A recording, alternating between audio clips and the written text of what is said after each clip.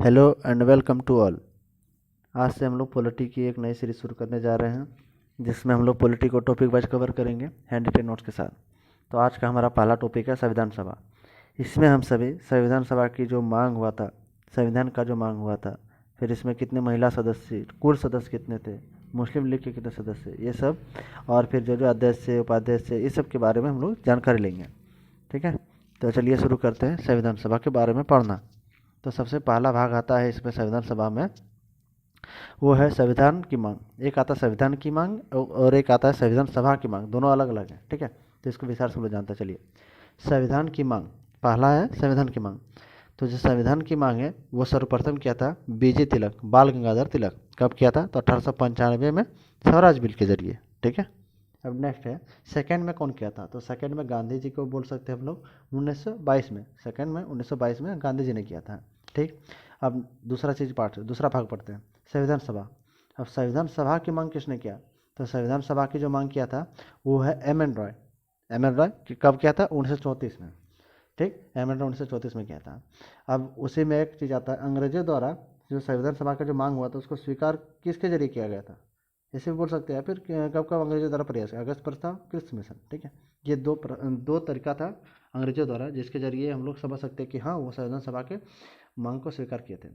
अब देखिए, संविधान सभा का जो गठन हुआ वो कैबिनेट मिशन के जरिए हुआ था। ये डायरेक्ट क्वेश्चन एग्जाम में आता है कि किसके जरिए संविधान सभा का गठन हुआ? तो वह कैबिनेट मिशन के जरिए। और ये कब आया था भारत? तो मार्च 1946 में। मार्च 1946 में भारत में आया। अब देखिए, अब जो बैठक होगा, फिर संविधान सभा गठन होगा, तो उसमें सदस्य होगा। अब कितना सदस्य होगा? इतना बड़ा जनसंख्या में तो हर से कोई सदस्य नहीं बनाया जा सकता। जो सदस्य का जो आधार था वो कितना था? तो 10 लाख जनसंख्या। ठीक है, 10 लाख जनसंख्या पर एक सदस्य, 10 लाख जनसंख्या पर एक सदस्य हम लोग अपॉइंटमेंट करेंगे, यानी कि नियुक्ति करेंगे या फिर चुनेंगे उसको। ठीक है, नियुक्ति नहीं, चुनेंगे। तो उस समय जो भारत की जनसंख्या थी वो लगभग 40 करोड़ थी। तो 40 करोड़ के हिसाब से अप्रोक्स जो सदस्य की संख्या निकल के आती है हमारे पास वो है 400।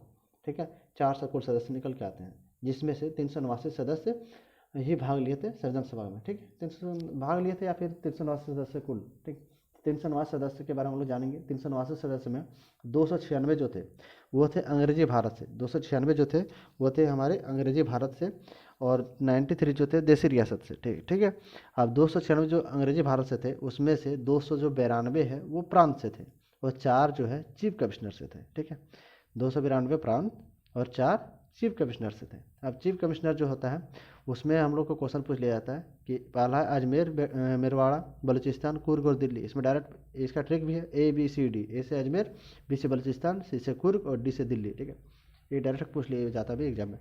अब दूसरा जो बच गया क्या? 93 देसी रियासत से। यहाँ तक हो गया आप लोग का। अब नेक्स्ट जाता हूँ। नेक्स्ट जो है हम लोग का, नेक्स्ट में पढ़ेंगे संविधान सभा के जो सदस्य थे वो कैसे थे, निर्वाचित थे, मनोनीत थे, किस टाइप के थे? तो वो दोनों तरह से थे। ठीक है, संविधान सभा के जो सदस्य थे वो निर्वाचित प्लस मनोनीत दोनों थे। क्लियर हो गया? अब नेक्स्ट आता हूँ। नेक्स्ट है 389 सदस्य जो थे उसमें से कांग्रेस के कितने सदस्य थे और मुस्लिम लीग के कितने सदस्य थे? तो कांग्रेस के जो कुल सदस्य थे वो थे 208, मुस्लिम लीग के जो कुल सदस्य वो 73। क्लियर? अब देखिए नेक्स्ट आता हूँ, प्रथम बैठक जो है संविधान सभा का वो कब हुआ, कैसे हुआ और कितने सदस्य थे? 9 दिसंबर 1946 को प्रथम बैठक होती है। इसमें कुल सदस्य 207। महिला अध्यक्ष कुल कितने सदस्य थे? 9। और अध्यक्षता जो किया था वो कौन किया था? सच्चिदानंद सिन्हा। हाँ, एक चीज़ याद रखना कि जो सच्चिदानंद सिन्हा जो अध्यक्षता किए थे वो अस्थायी थे। ठीक है, अस्थायी नहीं थे, सच्चिदानंद सिन्हा थे, और इसको वरिष्ठता के आधार पर अध्यक्षता दी गई थी। और ये वरिष्ठता का जो कॉन्सेप्ट वो कहाँ से आया था? तो वो आया था फ्रांस से। ठीक है, वो याद रखना है आपको, फ्रांस से आया था। अब इसमें प्रश्न पूछ सकता है कि प्रथम बैठक में प्रथम वक्ता कौन था? ठीक है, प्रथम वक्ता कौन था? तो JP कृपलानी प्रथम वक्ता थे। क्लियर? अब नेक्स्ट आता हूँ कि इसमें जो टोटल जो महिला थे संविधान सभा में वो कितने थे? टोटल महिला, तो टोटल महिला 15 था। ठीक है, और एक चीज़ याद रखना आप लोगों को कि जो टोटल महिला 15 थे उसमें महिलाओं के लिए आरक्षण नहीं था। महिलाओं के लिए आरक्षण नहीं था, ये डायरेक्ट आपको क्वेश्चन पूछ लिया जा सकता है कि महिलाओं के लिए आरक्षण था कि नहीं। इसमें सभी नाम याद रखना महत्वपूर्ण नहीं है, लेकिन कुछ नाम है जो आपको याद रखने पड़ेंगे। ठीक है, जैसे कि यहाँ देखना पड़ेगा आपको कि जो पहला नाम तो सरोजिनी नायडू, सुचेता कृपलानी, इसमें से बहुत सारा नाम आप लोग याद रख सकते हो। यदि नहीं याद रख सकते हो तो देखिए, पहला नाम बेगम अयाज रसूल, इसको याद रखना बहुत ज़्यादा इंपॉर्टेंट है, बेगम अयाज रसूल। क्यों? क्योंकि ये एकमात्र मुस्लिम महिला थी, ओमेन हॉकी फेडरेशन के अध्यक्ष थी। ठीक है, ओमेन हॉकी फेडरेशन के अध्यक्ष एकमात्र मुस्लिम महिला। यहाँ तक हो गया? ठीक। और दूसरा जो नाम है आपको याद रखना है वो है अनी मसेकर। अब अनी मसेकर कौन थी? अनी मसेकर जो थी वो थी मनोनीत सदस्य, कहाँ से? तो केरल से। ठीक है, अनी मसेकर जो थी मनोनीत सदस्य केरल से। यहाँ तक हो गया आप लोगों का। अब चलिए नेक्स्ट आता है। नेक्स्ट में जो 389 सदस्य थे, लेकिन प्रथम बैठक में 207 ही भाग लिए थे। ये भी क्वेश्चन डायरेक्ट पूछता है कि 207 ही सदस्य क्यों भाग लिए, क्या हुआ था? इसका 3 रीजन है। पहला रीजन जो है, जो 73 मुस्लिम लीग का था वो बहिष्कार कर दिया। ठीक है। दूसरा जो है देसी रियासत भाग नहीं लिया तो 93 वहाँ से घट गए। ठीक। और तीसरा जो है बंगाल का एक प्रसन्न देव रेवकुट का उसका निधन हो गया। ठीक है। तीसरा वो लोग घटा घुटा के 389 में 207 ही भाग लिए। ठीक, यह तो हो गया। अब नेक्स्ट, संविधान सभा के उपसभापति कौन थे? ठीक है, संविधान सभा के उपसभापति कौन थे? तो संविधान सभा के जो उपसभापति थे वो है फ्रैंक जे एंटोनी। संविधान सभा के उपसभापति फ्रैंक जे एंटोनी थे। वो क्या थे? तो वो एक आंग्ल भारतीय थे। ये भी याद रखना आप लोग, आंग्ल भारतीय थे। ठीक। अब इसके संविधान सभा के उपाध्यक्ष कौन से? तो इसमें अंग्रेजी भारत के एस सी मुखर्जी और देसी भारत के वी टी कृष्णामाचार्य। ठीक है, यहाँ तो हो गया। अब चलिए आगे बढ़ते हैं। सचिव कौन थे? संविधान सभा के सचिव कौन थे? डायरेक्ट क्वेश्चन पूछता है। H B R Iyengar. H B R Iyengar संविधान सभा के सचिव थे। अब नेक्स्ट, संविधान सभा द्वारा गठित पहली समिति कौन सी थी? तो पहली समिति का नाम नियम समिति। ठीक है, पहली समिति नियम समिति। इसमें सदस्य कुल कितने थे? 15 सदस्य कुल 15 थे। अध्यक्ष कौन किया था? तो राजेंद्र प्रसाद, वो भी प्रतिनिधि थे। ठीक है, एकमात्र महिला थी इसमें, एक दुर्गाबाई, एकमात्र महिला। 15 सदस्य में एक महिला थी जिसका नाम दुर्गाबाई देशमुख थी। ठीक है, याद हो गया आप लोग का। चलिए आगे बढ़ते हैं। आगे हम लोग जानेंगे कि प्रथम बैठक जो हुआ था कब हुआ था और प्रथम सत्र कब हुआ था, क्योंकि इसमें स्टूडेंट को कन्फ्यूजन रहता है कि प्रथम बैठक जो है उसमें 207, उसके बाद प्रथम सत्र में 211। कभी कभी स्टूडेंट 211 उल्टा पुल्टा मार देता है। ठीक है, इसलिए आपको ध्यान रखना, प्रथम बैठक जब पूछे 207, लेकिन जब प्रथम सत्र पूछे तो 211। डेट आपको याद रखना है, 9 दिसंबर 1946 है। प्रथम सत्र 9 दिसंबर 1946 से 22 दिसंबर 1946 था। ठीक है। अब नेक्स्ट, 11 दिसंबर 1946 ये क्या हुआ था? 11 दिसंबर 1946 को संविधान सभा का अस्थायी अध्यक्ष डॉक्टर राजेंद्र प्रसाद बने थे। ठीक है, संविधान सभा का अस्थायी अध्यक्ष डॉक्टर राजेंद्र प्रसाद बने थे। क्लियर। अब आगे, मुस्लिम लीग द्वारा जो बहिष्कार किया गया था तो उसके कारण जो विंस्टन चर्चिल थे उसने कुछ कहा था संविधान के बारे में, संविधान सभा के बारे में टिप्पणी किया था। क्या कहा था? संविधान सभा एक विवाह, ऐसा विवाह है जिसमें दुल्हन ही गायब है। ठीक है, संविधान सभा एक ऐसा विवाह है जिसमें दुल्हन ही गायब है। ये कथन किसने क्या कहा था? तो विंस्टन चर्चिल ने कहा था। ठीक है। अब नेक्स्ट आगे बढ़ते हैं।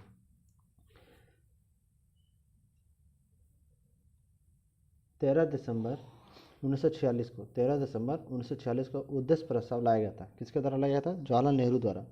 13 को उद्देश्य प्रस्ताव लाया गया था। यह पारित कब हुआ? पारित हुआ, इसको स्वीकार कर लिया गया था 22 जनवरी 1947 को। लेकिन इसका जो है तुरंत पारित करने का विरोध किया था। किसने किसने किया था? तो एक था बी आर अम्बेडकर। ठीक है, इसको तुरंत पारित करने का विरोध एक बी आर अम्बेडकर और एक एम आर जयकर, ये दोनों ने किया था। यहाँ तक क्लियर हो गया। ठीक है, इसका रीजन क्या था? यदि रीजन पूछा है तो मुस्लिम लीग की अनुपस्थिति इसका रीजन था। ठीक है, मुस्लिम लीग नहीं था इसीलिए इसका, लेकिन इसको स्वीकार कर लिया गया था लगभग एक महीना बाद ही, 22 जनवरी 1947 को। ठीक, अब नेक्स्ट आते हैं आगे। आगे है कुछ व्यक्तियों के नाम जो कांग्रेसी नहीं थे परंतु कांग्रेस की टिकट पर जीत कर आए थे। ठीक है, कांग्रेसी नहीं थे लेकिन कांग्रेस की टिकट पर जीत कर आए थे। ये उतना इंपॉर्टेंट है नहीं, लेकिन आप लोग याद रख सकते हो थोड़ा सा नॉलेज के लिए। तो श्यामा प्रसाद मुखर्जी, सर्वपल्ली राधाकृष्णन, अल्लादी कृष्णा स्वामी अय्यर और बी आर अम्बेडकर, ये टोटल 4 लोग थे। नेक्स्ट आते हैं कुछ व्यक्ति जो संविधान सभा के सदस्य नहीं बने। ठीक है, जैसे महात्मा गांधी है, जयप्रकाश नारायण है और बी एन राव, ये 3 सदस्य थे जो अध्यक्ष नहीं बने, सदस्य नहीं बने। बी एन राव के बारे में थोड़ा कुछ जान लेते हैं। बी एन राव जो थे ये संविधान सभा के संवैधानिक सलाहकार थे, पहला बात। दूसरा, संविधान सभा का प्रारूप तैयार किया था इसने। और नेक्स्ट आते हैं भारत की ओर से अंतर्राष्ट्रीय न्यायालय में पहले न्यायाधीश बने भी थे। कौन? B N Rao. ठीक, ये चीज़ आपको 4 बातें याद रखती हैं। नेक्स्ट आते हैं प्रारूप पर विचार करने हेतु, किसका प्रारूप? तो संविधान सभा का प्रारूप। ठीक है, संविधान सभा का प्रारूप पर विचार करने के लिए एक समिति तैयार किया गया था, उसका नाम था प्रारूप समिति, इसको ड्राफ्टिंग कमेटी बोलते हैं। 29 अगस्त 1947 को तैयार किया गया था। ठीक, प्रारूप समिति था, उसको अन्य नाम पांडुलिखन समिति भी है या फिर मसौदा समिति, ये तीनों नाम से भी जाना जा सकता है। ठीक है, ड्राफ्टिंग कमेटी बोलिए, पांडुलिखन समिति या फिर मसौदा समिति। ठीक, अब नेक्स्ट आगे आते हैं। नेक्स्ट है प्रारूप समिति के बारे में पढ़ लेता थोड़ा सा। इसमें टोटल 7 सदस्य थे, एक अध्यक्ष था और 6 इनके सदस्य थे। ठीक है, तो जो अध्यक्ष है उनका नाम है बी आर अम्बेडकर, सभी को पता होता है ये। ठीक है, प्रारूप समिति का जो अध्यक्ष है वो बी आर अम्बेडकर जी हैं। उनके बाद अन्य जो 6 सदस्य हैं वो है Mohammad Sadulla, Gopal Swami Iyengar, Alladi Krishna Swami Ayyangar, K M Munshi, D P Khaitan और बी एल मित्तल। ठीक है, तो इसमें से के एम मुंशी जो था वो मूलतः कांग्रेसी थे। ठीक, और इसमें जो 6 और 7 है ये आपको याद रखना है खास करके, क्योंकि जो डी पी खेतान है उसकी मृत्यु हुई थी और बी एल मित्तल जो है उसने इस्तीफा दिया था। ये दोनों स्थान रिक्त हो गया, तो इसके जगह पर अन्य जो लोग आए थे उसको ध्यान रखना। जैसे बी एल मित्तल की जगह पर एन माधव राव और टी टी कृष्णामाचारी आए थे डी पी खेतान की जगह पर। नेक्स्ट आता है के एम मुंशी जो एकमात्र मूलतः थे, ये भी बता चुका हूँ अभी। ठीक है, बी आर अम्बेडकर जो है बी के एम मुंशी के बारे में, हाँ के आर मुंशी मैंने बता दिया। चलिए ठीक है, अब नेक्स्ट आता हूँ। नेक्स्ट जो बी आर अम्बेडकर है उनके बारे में थोड़ा सा जान लेते हैं। शुरुआत में जो बी आर अम्बेडकर थे वो बॉम्बे से चुनाव हार गए थे। बॉम्बे से चुनाव हारे, फिर बंगाल से चुनाव जीते वो। ठीक है, किसकी सहायता से जीते? तो मुस्लिम लीग की सहायता से। और निर्वाचन क्षेत्र इसका क्या था? तो जैसुर कुलना। ये पूछा जाता है कि निर्वाचन क्षेत्र क्या था प्रारंभ में, तो वो जैसुर कुलना था। ठीक है, किंतु ये क्षेत्र विभाजन के पश्चात पाक में चला गया था। ये जो क्षेत्र था विभाजन के पश्चात पाक में, यानी कि वो पश्चिमी पाक, पूर्वी पाकिस्तान यानी कि बंगाल में। ठीक है, फिर बॉम्बे के पीएम जो है वो बीजी खेर ने क्या किया कि एक आशा रिक्त हो गया था। एक जगह ने एक जो व्यक्ति थे वो इस्तीफा दे दिए, उसके स्थान पर बी आर अम्बेडकर को संविधान सभा का अध्यक्ष सदस्य बनाया गया था। ठीक है, क्योंकि उसको बनाना जरूरी था। बी आर अम्बेडकर को संवैधानिक मतलब बहुत ज़्यादा इस संविधान के नॉलेज रखते थे। ठीक, संविधान सभा में कितने सत्र हुए? 12 सत्र कुल हुए, 11 और लास्ट में एक। ठीक है, जो 11 सत्र हुए वो आपका 1946 से 1949 तक हुआ था। ठीक है, और जो लास्ट हुआ 1950 में अंतिम बैठक। पहला बैठक तो पता ही होगा, जो सेकंड बैठक हुआ उसमें संविधान, सेकंड नहीं मतलब जो 11वां बैठक हुआ था उसमें संविधान से लागू हुआ था। और लास्ट बैठक तो 24 जनवरी 1950 को हुआ था। ठीक है, नेक्स्ट आया था आगे। एक दो पॉइंट नोट करके लिख लीजिएगा या फिर पढ़िए। देखिए, झंडा समिति के अध्यक्ष। ठीक है, झंडा समिति के अध्यक्ष कौन है? तो डॉक्टर राजेंद्र प्रसाद झंडा समिति के अध्यक्ष हैं। बेगम अयाज रसूल हॉकी फेडरेशन के अध्यक्ष हैं। अभी मैंने इससे पहले जो बताया था 15 महिला वाला, उसमें महिला फेडरेशन के अध्यक्ष जयपाल सिंह है, ओलंपिक हॉकी खिलाड़ी। और 26 नवंबर 1930 से 26 जनवरी को स्वतंत्रता दिवस मनाया जाने लगा। इससे पहले जो है 26 जनवरी को स्वतंत्रता दिवस मनाया जा रहा था। मतलब हम लोग जो अभी मना रहे हैं 15 अगस्त को, वो पहले 26 जनवरी को मनाया जाता था स्वतंत्रता दिवस। ठीक है, 26 नवंबर 1949 को जो संविधान है वो आंशिक रूप से लागू हुआ था, लेकिन 26 जनवरी 1950 यानी कि 2 महीने के बाद पूर्ण रूप में लागू हो गया। ठीक, जो आंशिक रूप से लागू होना मतलब क्या होता है कि पूर्ण जो अनुच्छेद हम लोग तैयार किए थे उसको पूरी तरह से लागू नहीं करना, कम अनुच्छेद को, यानी कि उस टाइम तो 16 अनुच्छेद लागू हुए थे। ये डायरेक्ट याद रखिएगा, 16 अनुच्छेद। कौन कौन से इंपॉर्टेंट नहीं है, लेकिन 16 अनुच्छेद लागू हुआ था, ये याद रखना आप लोग को। ठीक है, 16 अनुच्छेद आप लोग यहाँ देख भी सकते हैं, कौन सा अनुच्छेद लिख दिया हूँ। फिर नेक्स्ट आ जाते हैं। अब इसमें देखिए 16 अनुच्छेद दिख रहा होगा आपको, तो इसमें कौन कौन सा अनुच्छेद किससे संबंधित है? तो पहला नागरिकता संबंधी प्रावधान थे। ठीक है, राष्ट्रपति का शपथ था, चुनाव आयोग थे, इसमें अंतरिम संसद थे, अंतिम राष्ट्रपति था, इस सबसे लगभग संबंधित थे। ठीक है, तो इस सब आप लोग याद रख सकते हो। नेक्स्ट आते हैं।